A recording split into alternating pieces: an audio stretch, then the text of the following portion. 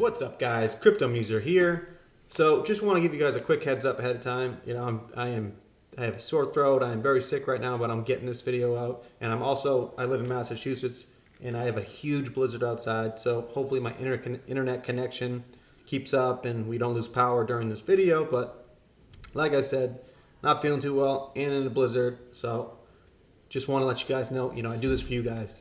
I get up in the morning, I put my outline together, I put these videos together, and I try to grow this channel as best I can. So if you could please hit the like, subscribe, and hit the bell for notification, it'd be very much appreciated. But let's get on with the video here. So, this is Tim Draper, who is a very well-known venture capitalist, and he's on a panel with Gary Gensler, and I believe this was in sometime in 2018. And just listen to the conversation they have here. Tim Draper is so spot on describing how current powers that be approach new disruptive technologies like crypto. So let's just watch the video and then we will talk about it after. Jamie Dimon. So let's bring it back to Jamie and J.P. Morgan. What do you think is going to be the thing that they will have to change the most or lose market share and somebody else is going to do better, faster, serve their clients better than J.P. Morgan or Goldman Sachs? You can just hear the bankers panicking right now. But what feel the panic in their voices. But here's what always happens.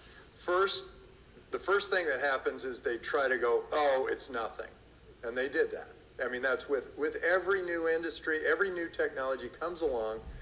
The powers that be, the incumbents, the status quo, all say, it's nothing. Don't ignore the man behind the curtain. This is nothing. And then all of a sudden it's too big to get in there. They're going, oh my God, I got to face this thing. And then they all line up and they wrap their arms together and they say, we're not letting this happen. And then it keeps going. And then they say, okay, well, let's sue them.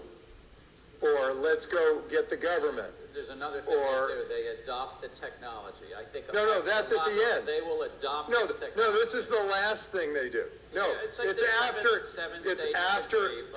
after the press planting.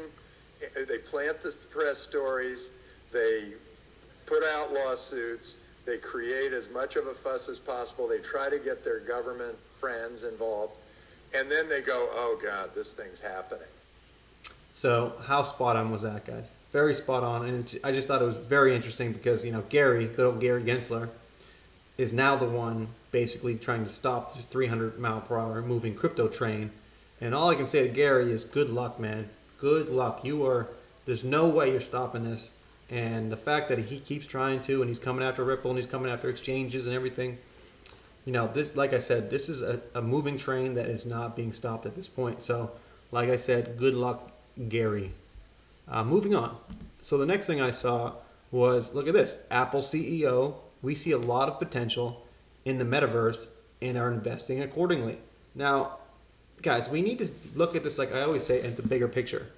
These huge, I might add, Apple, huge major corporation here is now getting involved in this growing technology. And I believe there was an interview with the CEO of Apple talking about that he actually owns crypto.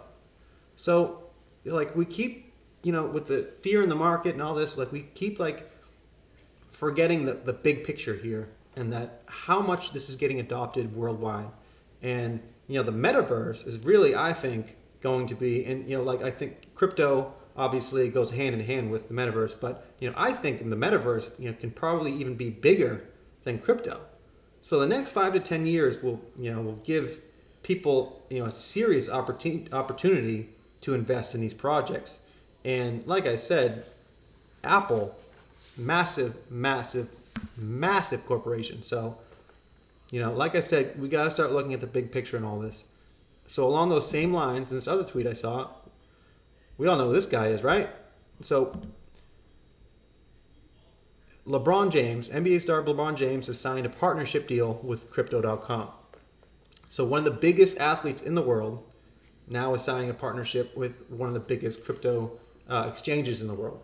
And even look at this down here, kids at a 4-time NBA champions I Promise school in Akron Ohio, to learn about crypto and Web3. So he's funding this school, and he's going to have the kids basically be learning crypto and Web3 and how to, you know, get into this technology and this space in the future. And that's a big thing that like hit me. It was like the new generation coming up. Obviously, they're so involved in social media and technology, way more than, you know, I'm 36. So, you know, I slowly, as I grew up, you know, it grew. But these kids are like basically growing up with this technology in their face. So just this new generation growing up and you know, going to get into the crypto space and get jobs in the crypto space. And just like the internet was, you know, back in the early 2000s, there's going to be serious opportunities for this new generation to get into the space. And it's like we just need to just, like I said, step back and just see what's happening. This is growing so much. And, you know, this is even bigger than the internet boom. This is going to be the biggest thing in our generation, for sure. So just another reason why we need to look at the big picture here. And then even this, my buddy Crypto Lifer was a great follow on YouTube and on Twitter, but he put out this: Visa users made 2.5 billion in payments with the crypto connected cards during the company's fiscal first quarter ending in December 31st. Visa CEO Ad Kelly said in a company's earnings call Thursday. So these, you know, payment providers like Visa and MasterCard and PayPal, Venmo, they are all getting into the space. You know, they know that, you know, this is the future, and that they have to either adopt this technology or they get left behind. You know, they don't want to be the blockbuster of the crypto, you know, technology.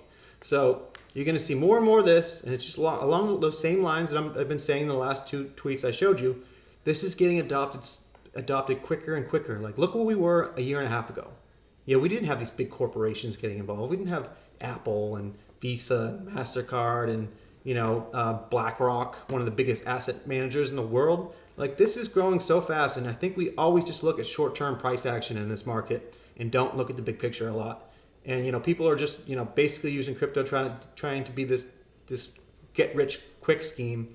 But, you know, it can be for some people, but it's more of a patience game with this technology.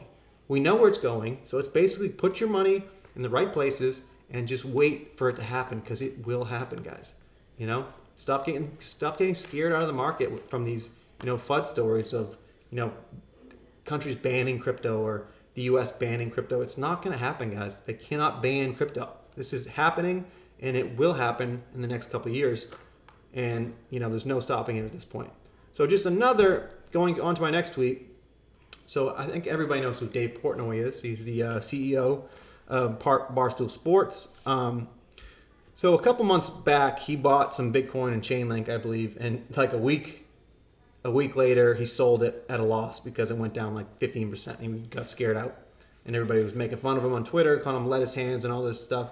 But you know, he actually admitted he just didn't know enough about the technology, didn't know enough about everything around crypto to even put money into it. So obviously, he put out this tweet yesterday, fucked around and bought 29 Bitcoins today. So obviously his financial advisors are, you know, educating him more on the crypto space. So, you know, I guess his advisors thought that this was the bottom. And was it the bottom? Was 32,000 the bottom? You know, I believe it was. A lot of the, you know, chart analysts that I follow believe it was. So just want to show you that, because obviously, look at Dave Portnoy has 2.7 million followers. So great to see. Very bullish for crypto right now. You know, we need these bigger, you know, better news stories in the market right now, because obviously there's so much FUD around and there's so much fear in the market. So things like this starting to happen is giving us a little bit of momentum for the crypto space. So this last thing I want to talk about. So I don't know if you guys follow Blockchain Backer. He's one of my favorite crypto analysts. My top two crypto analysts, by the way, are Crypto Lifer, and the Crypto Lifer channel on YouTube, and Blockchain Backer. Now, very different in the way they analyze the markets, but you know, you have to have those two different perspectives in this market to get it sometimes. So Blockchain Backer posted this. He actually made a video yesterday and then posted this tweet thread along the same lines, and I just thought it was very interesting. And I thought I just wanted to share it with you guys. And I'm not going to go through the whole tweet thread because it's like 20 different tweets and it would take forever. But I'm just going to give you like the total what he's trying to say in all this. So what blockchain backer is trying to say here is that the Democrats so basically it's along the lines that this executive order coming out by President Biden and all the fear surrounding it. So that just give you the background of what I'm about to talk about. So what blockchain backer is saying here is that the Democrats and the president lead all branches of the government right now. So the Democrats, they have the Senate, they have the House, and they have the presidency, obviously. Now, the midterms are coming up at the end of this year, and it's looking like the Republicans are going to win in a landslide. The Biden's approval numbers are going down, Democrats' approval numbers are tanking. So it's just looking like for sure that the Republicans are going to, win these midterms and take over the House or Senate, or both. So in order to give Democrats a fighting chance at all, what blockchain backer is saying here is that this executive order, could be more along the lines of, and he quoted, "America should be the leader in this technology. It is disruptive and here to stay. We should be the dominant superpower on this. And I've issued an executive order for agencies to provide reports so we have a full understanding of all the positives and concerns surrounding this new technology." Now, that type of thing, if Biden would come out with that type of executive order and that type of speech, this would be huge for crypto. Huge. This is exactly what we've been waiting for. I mean, we've been waiting for America to take this leap, finally to lead in this innovation and lead in this new technology, because we see other countries like Singapore and Japan and India and just all these, UK, all these other countries leading in this technology. And the US have been so, going after Bitcoin mining for the environmental issues, and they've just been very anti-crypto. And especially with this new administration, Trump was definitely against crypto. He stated publicly for sure, but now Biden and the new administration, like Elizabeth Warren and obviously Gary Gensler, part of this administration for the SEC, have been very anti-crypto.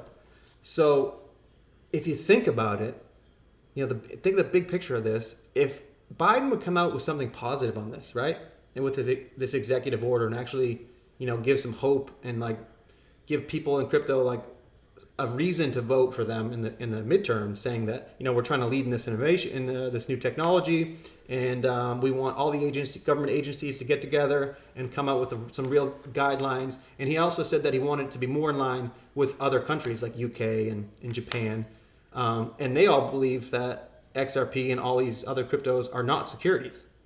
So, like blockchain backer is saying here, he's basically trying to say this could be very bullish for crypto. And there's been so much the narrative around this executive order has been, it's very negative. I believe people were saying that they were going to come out and say that Bitcoin and Ethereum were fine, and that all other altcoins are basically securities. And it just doesn't make much sense if you ask me, because I believe now it's 30 to 50 million people own crypto in the U.S. And then how many more million people are trying to get into crypto in the future? So for the Democrats to come out and basically, not ban, but say all these other altcoins are securities and it's only Ethereum and Bitcoin, that would hurt millions of Americans. And that would just tank their numbers even more. And obviously it'd be like the Democrats giving up. They're like, all right, we'll just make another, couple million Americans hate us, and they'll obviously just very much lose the midterms even more. So it just makes more sense if you think about it, that Democrats would come out with a little more of a, pro-crypto stance and actually, gain some of these supporters in the midterms. So I just thought that was just a very interesting take by blockchain backer. And like I said, there's so much negative coverage, around this looming executive order. That supposedly, I believe it's coming out next week. I think Fox Business came out and said it's coming out next week, but it's going to come out, if not next week, sometime in February. So it's just very interesting, and we'll all be waiting, obviously, to see what happens. But just thought it's going to be very interesting, and I guess we'll find out soon enough. So I'll end it there, guys, and so just please like and subscribe, hit the bell for notification. I really appreciate all the support, guys. And just remember, I am not a financial advisor. This is not for financial advice. Please do not take anything I say or write as financial advice. This is for entertainment, educational purposes only. And that's it, guys. And we'll see you on the next one. Thanks.